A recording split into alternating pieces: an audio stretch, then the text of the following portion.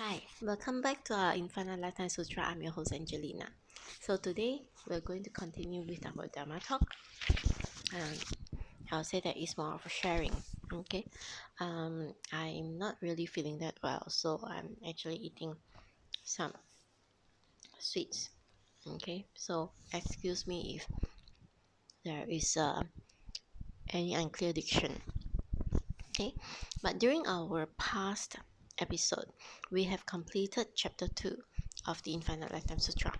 Right. So today we're going to continue with chapter 3. So now I'm going to read that section that we're going to talk about today. 尔时世尊微光赫义，如融金具，又如明镜，隐藏表里，现大光明，数千百变。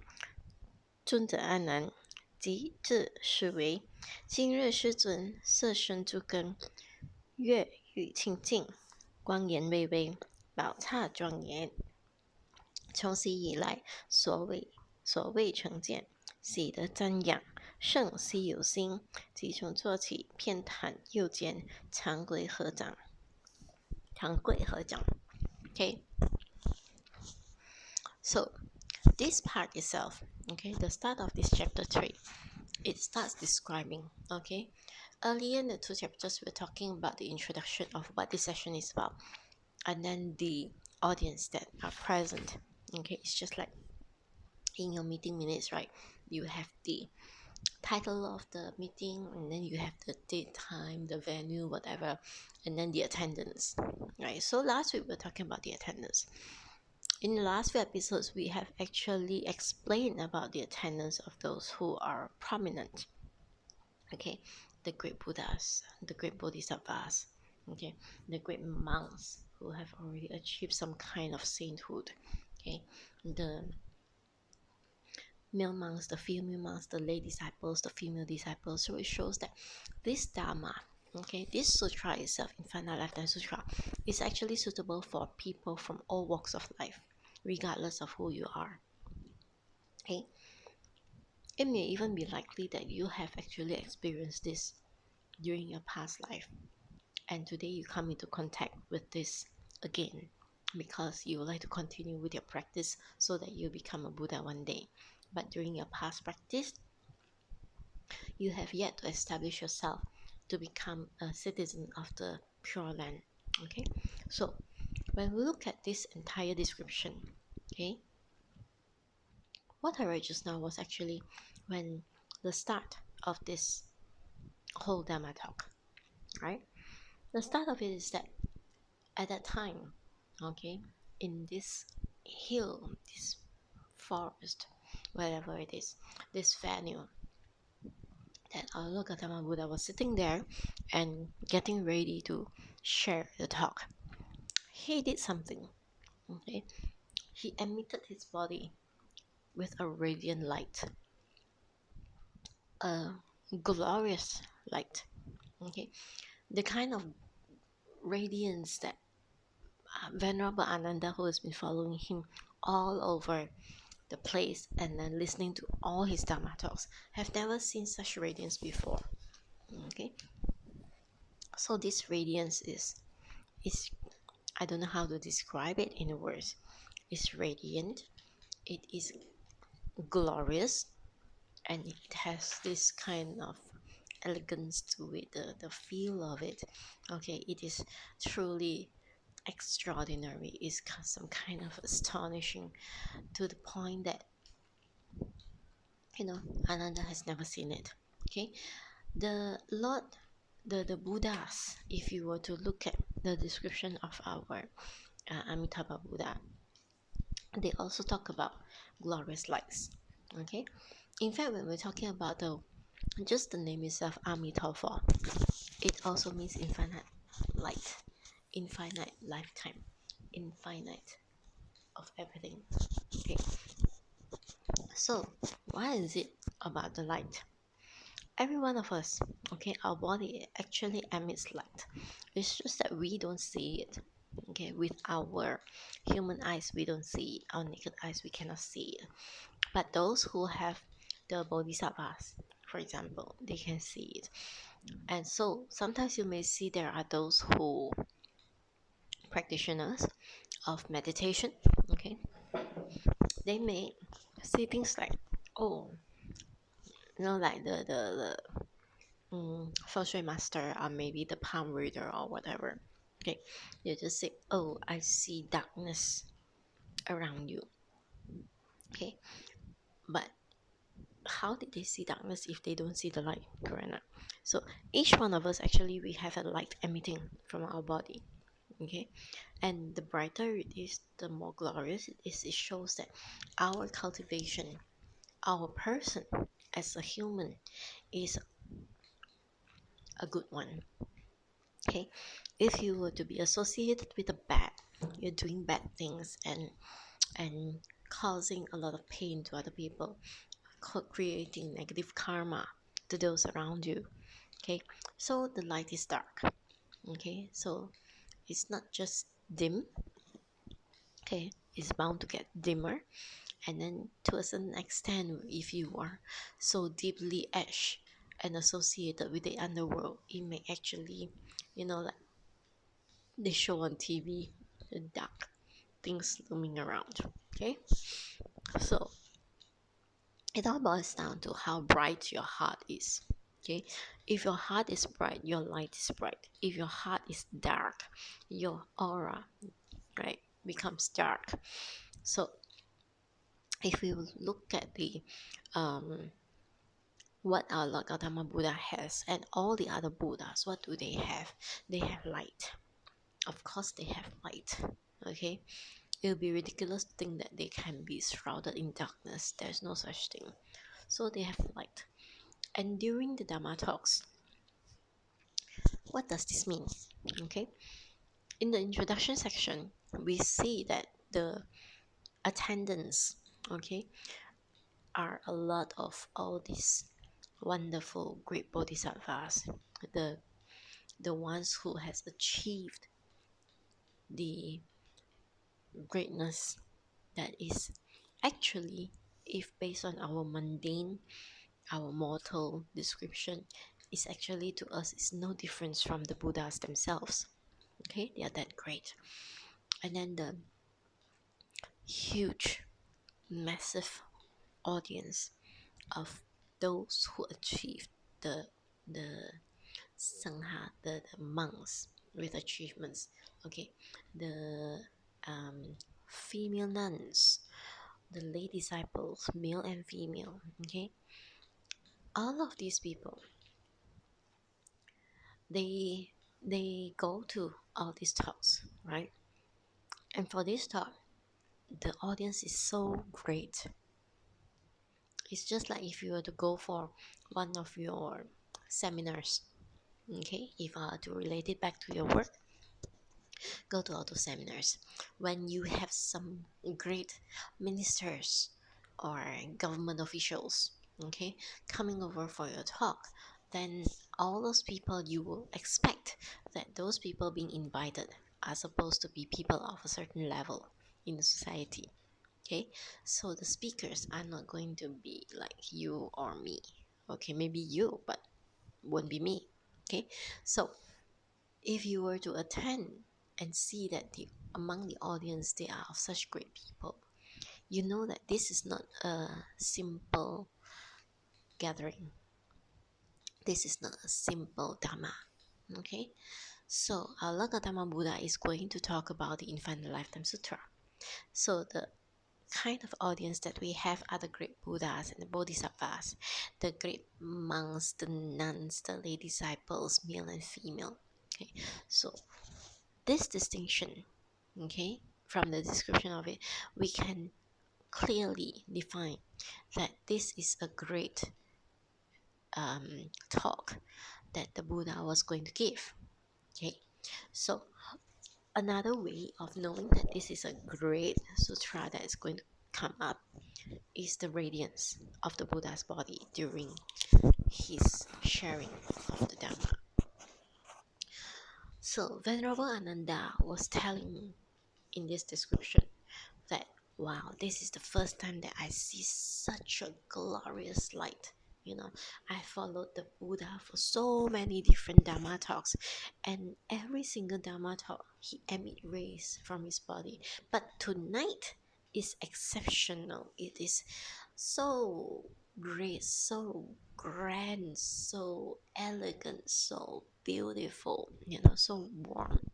For the first time, that Ananda was saying that, wow, this is something that he has never seen before. The lights emitted from the Buddha's body, this is something that he has never seen before. This is the very first time that he's seeing it. Okay, so it actually shows the significance of this uh, sutra itself. So, witnessing all these things, okay, we can imagine Ananda as our representative. Okay, he will go and ask the questions to the Buddha, right? So he saw, wow, such a beautiful, glorious display. So he said, oh, I must say something.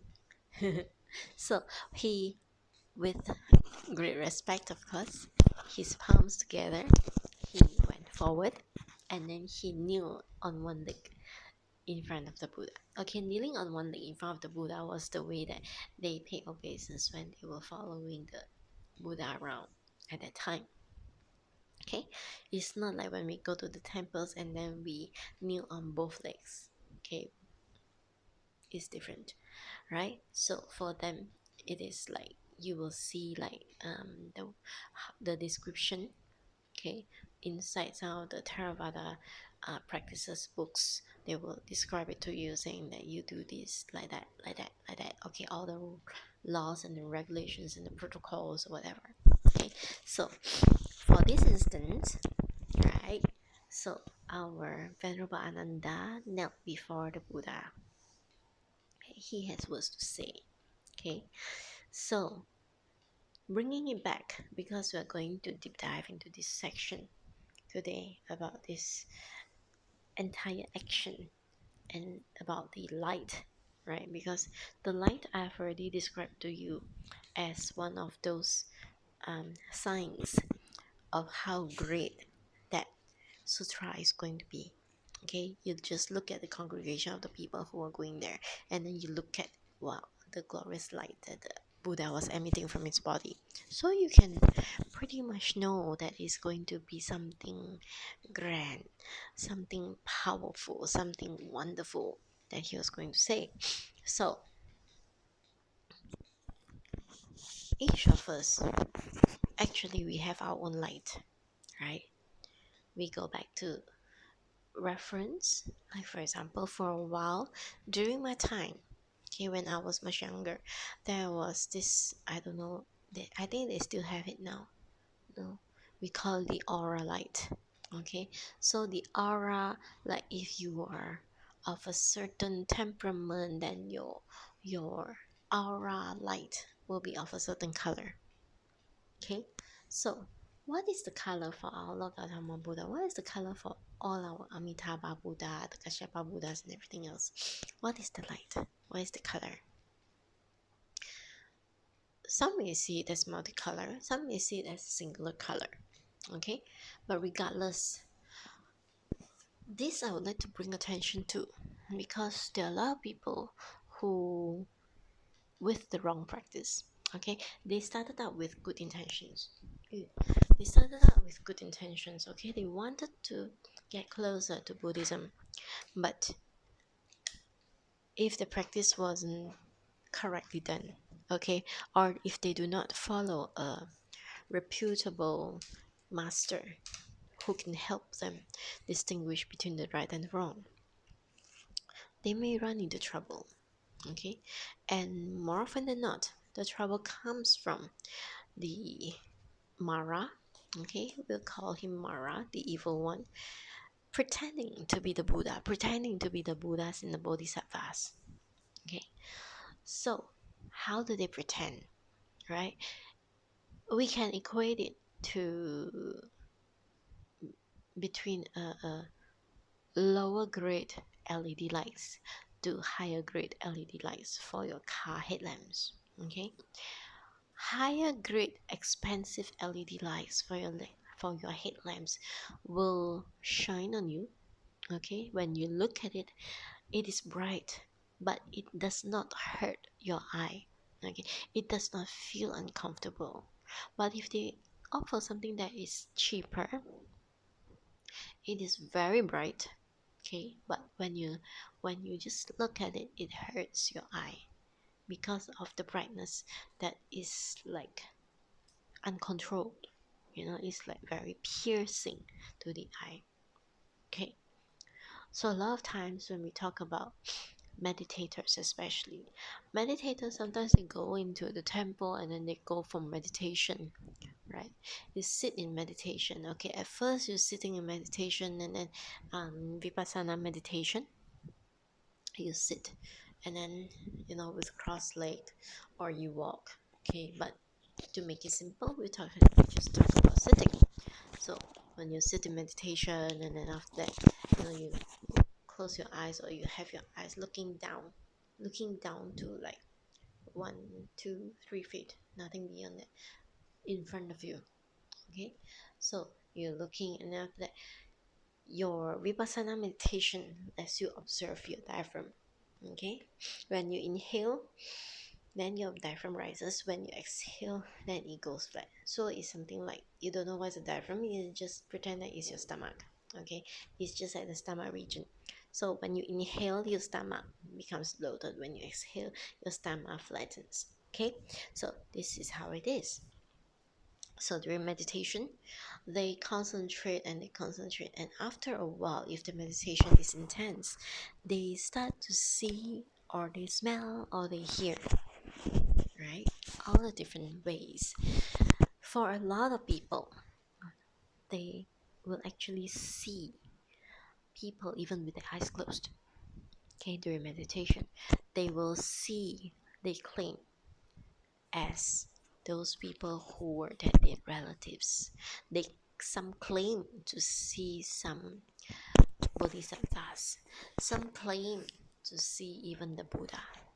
Okay, when they're not asleep. Okay, so when they see all these things without the proper guidance, they may take it as true. And then if they take it as true, and then they hold on to it, they think that, oh, I'm exceptional, I'm able to meditate until the masters of the universe think that I'm so good, so they transcend, and they come and see me, right? So that is a mistake. Okay, that is a really huge mistake. Many people could not go into Sotapanna because they are stuck at this stage where they are clinging on to some of the early stages of the jhana that they experience. Okay, what they experienced, or what they saw, was actually conjured by their mind. Okay, the images that conjured by the mind. Even if you are chanting Amitabha, okay, if you chant Amitabha with your eyes closed, Amitabha, Amitabha, Amitabha, you may think that you can see Amitabha at your eyelids. Okay, the shapes will form based on what you were thinking. Okay, and then it forms like a projector. Okay, the only thing is that the projection was from your mind to the front of your eyelid, and then you will think that you are actually seeing Amitabha, you're actually seeing anybody else. Okay, so all these things are, if you do not have a good understanding of the I'll say the theory part about the meditation. Okay, a lot of times when you look at all these things, you need to understand, okay, the physical of it, and also the metaphysics of it, right? What we are doing is very much on the metaphysics. We're looking for the truth, right? And if you go into meditation and you see all these lights and everything, which don't um which are unreal, okay, like, for example, when you sit in meditation in a dark room, and then as you sit, all right, as you sit in meditation, and then you actually see with your eyes closed, right, you actually see a light approaching, and then you can actually probably smell something fragrant unless other people tell you too that it is there's something fragrant, right? All those are just your imagination. All those are the play of your mind. Remember, meditators, your mind is like a monkey, and your entire intention is to tame that monkey. Okay, so how do you tame that monkey? You ignore that monkey. Okay, a lot of times, for those who have a good master that you follow, okay, if you were to report the progress of your meditation to him, he will just tell you, ignore, continue to observe, and then just continue meditating. Okay, you don't need to give any kind of reaction about these likes and everything, because it's not real.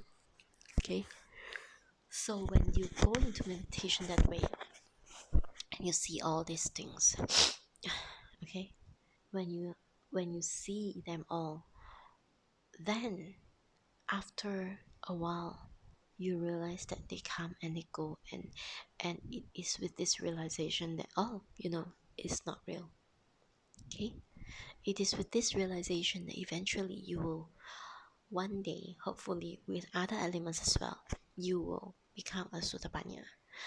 When you become a Sutapanya, the very first thing that you dispel of is your superstition. Okay, you understand that everything is karmic based. You will be able to understand that. So what happens is that the moment when we're talking about all these things that we're seeing, some people, right, I won't say which school or which sect, okay, even in Penang they exist. Okay, so they see all these things and then they get so attached to these visuals. Okay, they actually, because when we sit in meditation, anytime we just sit in meditation, if you notice it, your entire body is actually vibrating. Okay, it's vibrating. And if you think that the vibration is caused by an external factor, then you're wrong. Okay, the at one point when I was meditating, there was this elderly gentleman who told me that, when you're meditating and your body is actually shaking, it is the deities helping to push out the bad stuff inside you. That's what he told me. And I was like, deities pushing out bad stuff from me. But the moment I recapture my attention, my concentration, all that shaking just stopped. Why did the body start swaying or start shaking and everything? Because technically this is what it is. Okay, if you're not conscious, you're not concentrating on it, actually your body is always constantly in movement. Okay, it's the vibration. Science have already told you it is not sitting still. Your atoms are not sitting still. Your atoms are actually bouncing, vibrating. So this is what happened. You think that your body is actually sitting still, but you're not. The more concentrated you are, the more intense your concentration is, okay? Your body will sway even more without your realization. Okay?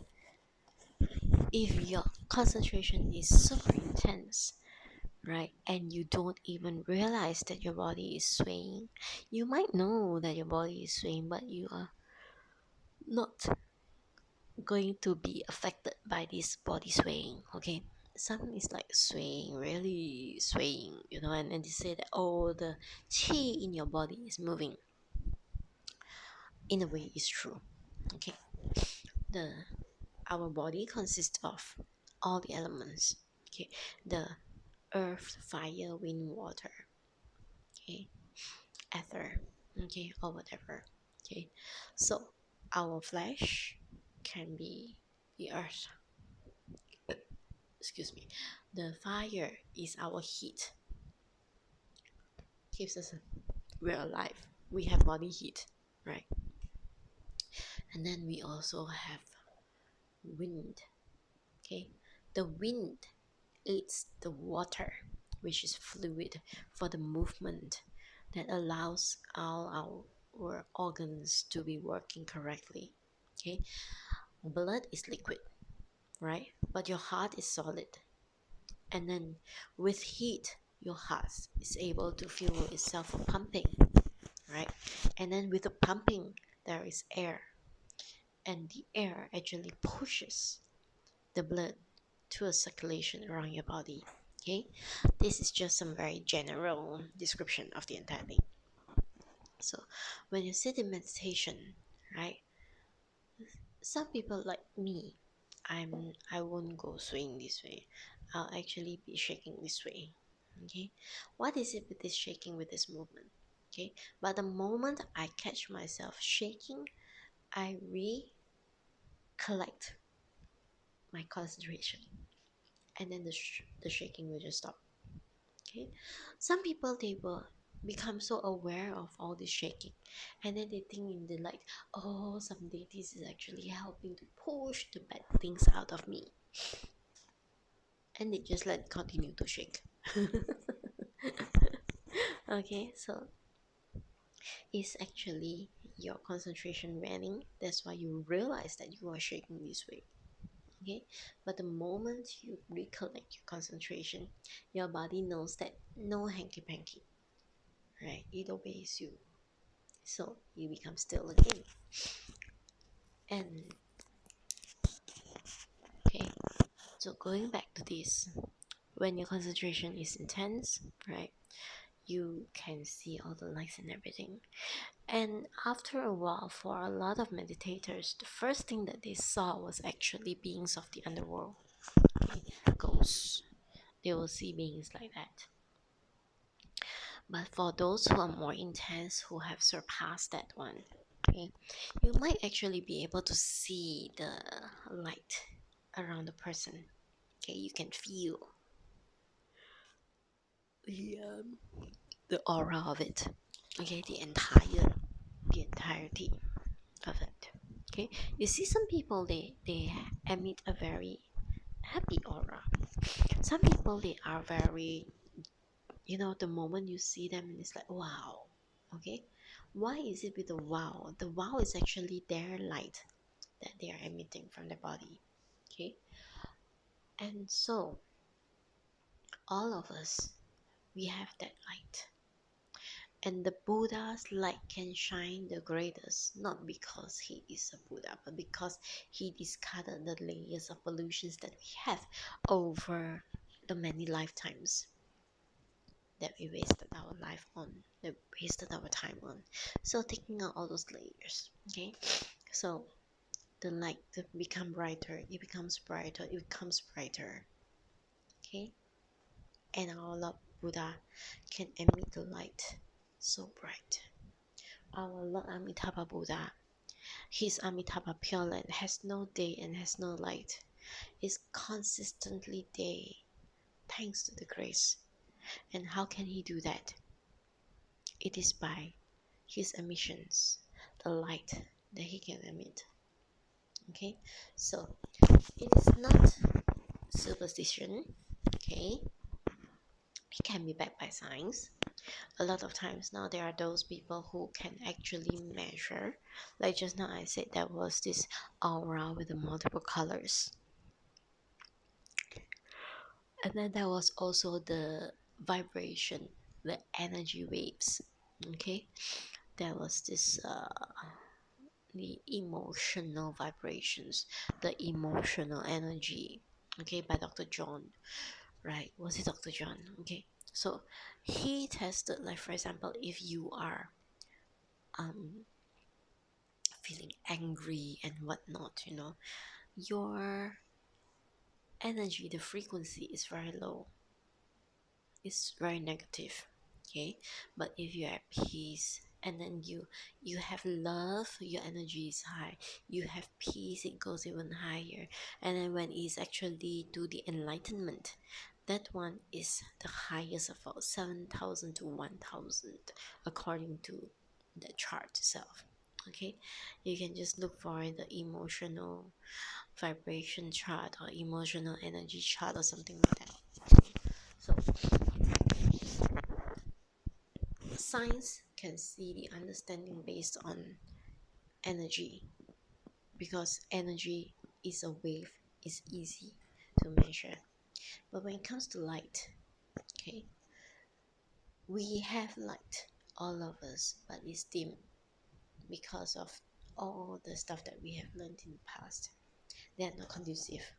Okay, so in all these things, when you meet with somebody who is really good, you will feel differently because all these lights bring together something that, like the how they drew the Buddha statue in the past. There's always this round light at the back. Okay, that kind. So the emission of it can make a difference even if people cannot see it. Okay, what more with Venerable Ananda and the entire congregation, they actually see the light emitting from the Buddha's body when he was preparing for this talk tonight. Okay, for this Infinite Lifetime Sutra. So it's exceptional, and so Ananda, because it's so exceptional, he thinks, oh, I must say it out, like a good news reporter. I must say it out, I must tell, I must let people notice that, wow, this is exceptional. Okay, so that's why this part, opening chapter 3 of our Infinite Lifetime Sutra. Okay, so what time is it now? 30 minutes. I think I will keep this episode really short and sweet, because then the next episode we're going to start the conversation, okay, with our Venerable Ananda, starting with a question asking the Buddha about this light itself. All right, so until then, continue chanting Amitabha. So I'll see you again in the next episode. Take good care. Amitabha. Bye.